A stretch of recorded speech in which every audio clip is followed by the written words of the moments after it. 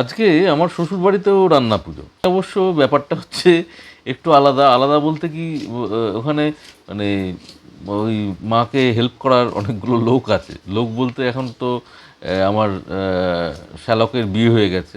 আর শ্বশুরমশাই মানে বাপি, বাপি সমস্ত কাজটাই করতে পারে।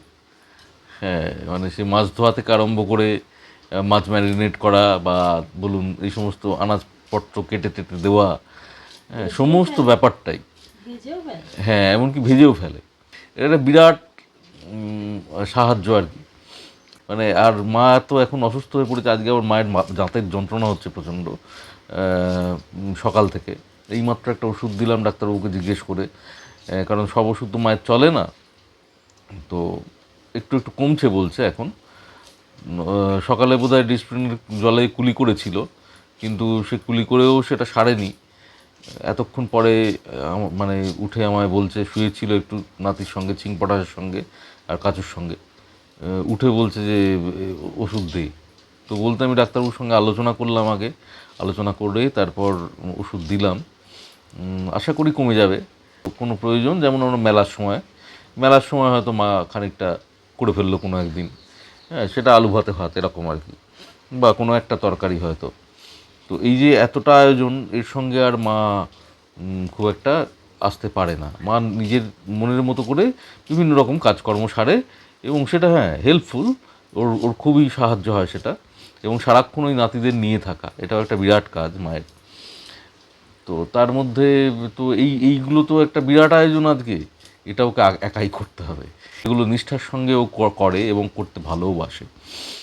ফলে আমাদের বাড়িতে কিন্তু অন্যান্য অনেক বাড়িতে, মানে আমি কাউকে এরকম বলছি না, অনেক অসুবিধার কারণেই হয়তো সব উঠে গেছে অনেক বাড়ি থেকে।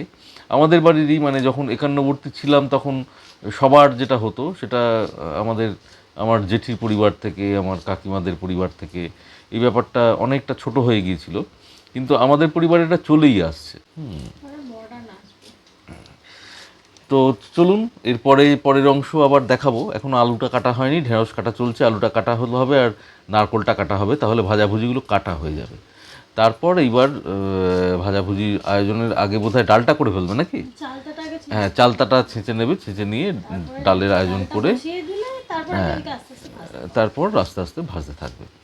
তো চলুন, যখন ভাজা হবে এবং চালতার ডাল ফাল বসবে, চালতার ছেঁচাটা দেখাবো।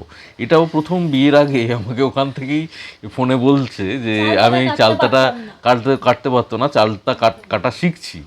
হ্যাঁ, বলে সেই প্রথম আর কি, ঠিক বিয়ের ওই ওই আগে যে রান্না পুজো, তখনই ওই চালতা কাটা শিখলো।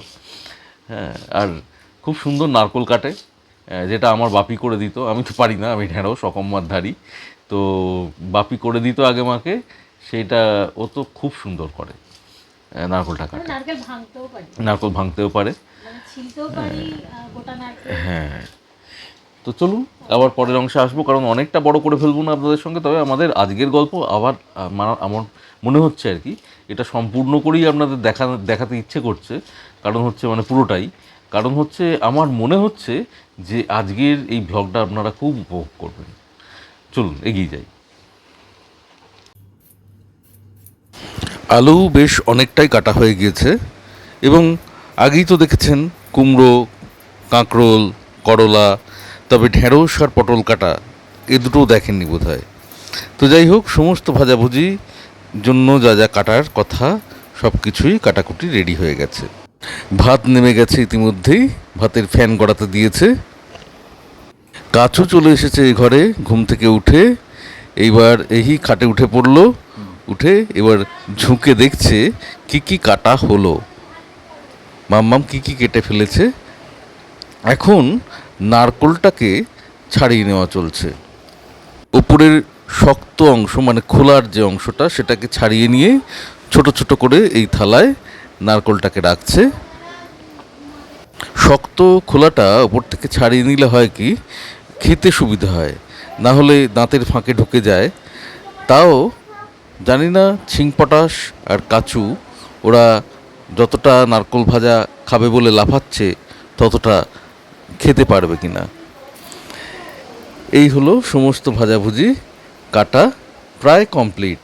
এবার এই যে চালতা ছাড়ানো হচ্ছে, চালতা ছাড়িয়ে চালতাটাকে তারপর আবার শিলনোড়ায় নিয়ে গিয়ে থেঁতো করতে হবে। সিং পটাশও ঘুম থেকে উঠে পড়েছে, এখন ঘুম থেকে উঠে ঘরে চলে এসেছে।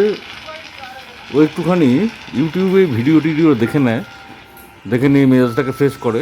এখন সেই কাজই চলছে। এখানে চালতা কাটা কমপ্লিট। এই যে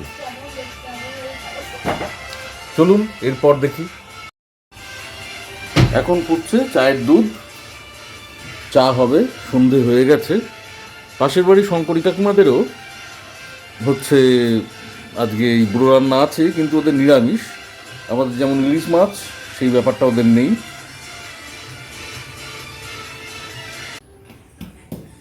এইটা একটা ভীষণ কাণ্ড চলছে, চালটা ছাড়ানো এবং চালটা এইভাবে ছেঁচে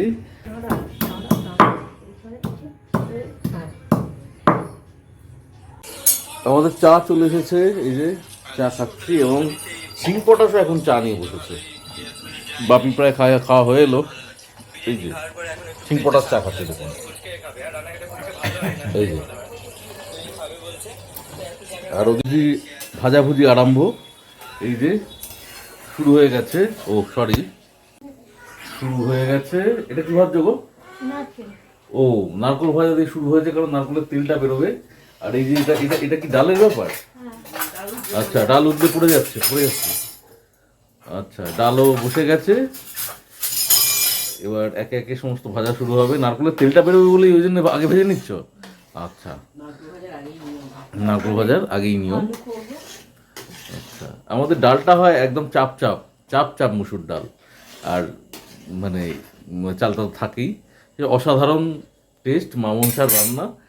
ঠাকুরের রান্নায় তো একটা অন্যরকম ব্যাপার স্যাপারই থাকে, আলাদা স্বাদ হয়ে যায় সমস্ত কিছু থেকে। এই রান্নাই অন্যদিন করে খেলে এরকম লাগবে না। যাই হোক, এগোচ্ছে রান্না বান্না, দেখতে পাচ্ছেন। এর পরের ধাপে যখন আসবে আবার পরের ধাপটা দেখাবো। এর মধ্যে একজন আমাদের বাড়ির নতুন অতিথি, একটি ল্যাটা মাছ, একদিন এই বর্ষার মধ্যেই, এই বৃষ্টির মধ্যেই দেখতে পাচ্ছেন, ও কিন্তু অনেক বড় হয়ে গেছে, ছোট্ট ছিল। একদিন বর্ষার মধ্যেই ওই সম্পাদিতদের বাড়ির ওদিক দিয়ে জহরদার দোকান যেমন যাই, জহরদার দোকান যাচ্ছিলাম। আর যেতে গিয়ে ও একদম পায়ের ওপর এসে পড়লো। সম্পাদির সঙ্গে একটু কথা বলছিলাম দাঁড়িয়ে, পায়ের ওপর এসে পড়লো। তো আমার আবার ওই সমস্ত মাছ ফাছ ধরার ব্যাপারটা একটুখানি মানে ধরতে পারি না আর কি। হ্যাঁ, তো মাকে বাড়িতে ফিরে এসে বললাম যে সম্পাদিদের ওখানে একটা ল্যাটা মাছ সে শুয়ে আছে। তো মা গেল, গিয়ে সেই বৃষ্টির মধ্যে ল্যাটা মাছটাকে ধরে আনলো। আর কাচু আর চিং পটাশ তো পুষেছে তাকে, মুড়ি টুটি দেওয়া হয় খেতে, মুড়ি ময়দা এইসব। ওই দেখুন চিং পটাশ। কি বলছো? দাদা ভয়ে মাছটার গায়ে হাতি দেয় না। হ্যাঁ, তো চিং পটাশ সেটাই জানালো। চিং পটাশ কিন্তু জল পাল্টানোর সময় মাছটাকে রীতিমতো আদর করে। আবার মাঝে মাঝে যখন রেগে যায় মাছটার ওপর, বা মাছটা একটু বড় হয়ে গেছে এটা ভাবে আর কি, তখন আবার মাঝে মাঝে বলছে যে ওটাকে ভাজা করে খেয়ে ফেলবো কালকেই। এখন হাসছে। হ্যাঁ, তো যাই হোক, এই হচ্ছে সেই ল্যাটা মাছ। ওই দেখুন, দেখছি আপনাদের দিকে, দেখেছেন কেমন দেখছে? ও কিন্তু খুব খেলে বেড়ায়। তবে ওর জলটা তো রোজই পাল্টানো হয়।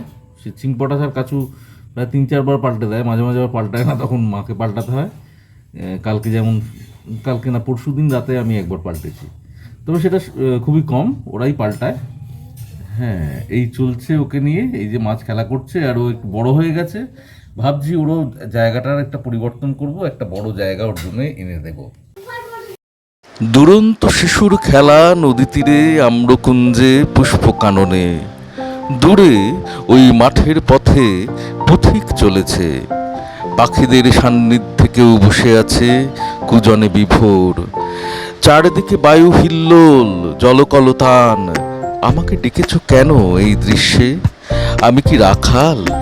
আমি তো আনমনে আপন বাসটি কবে হারিয়ে ফেলেছি।